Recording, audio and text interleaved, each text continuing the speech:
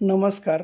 आपल्या आयुष्यात कधी कोण येणार हे वेळ ठरवते, पण पुढे आयुष्यात कोण टिकणार हे आपला स्वभाव आणि कर्म ठरवते.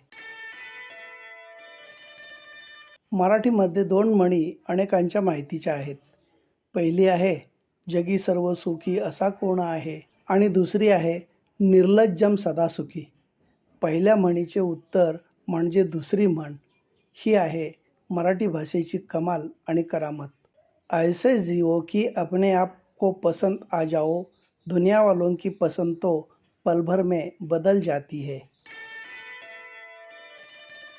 आपल्या आयुष्यात यशस्वी व्हायचं असेल तर प्रयत्नात सातत्य आणि आपला संयम अढळ ठेवला पाहिजे.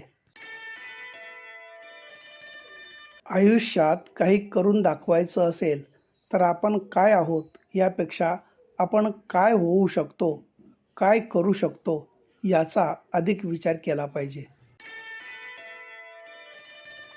जे लोक आपली परीक्षा पाहायचा प्रयत्न करतात त्यांचे निकाल लावण्याचे सामर्थ्य स्वतःजवळ ठेवले पाहिजे. पत्ता माहीत नसतानासुद्धा जबाबदारी नावाचं पत्र प्रत्येकाच्या आयुष्यात येतच असतं. धन्यवाद.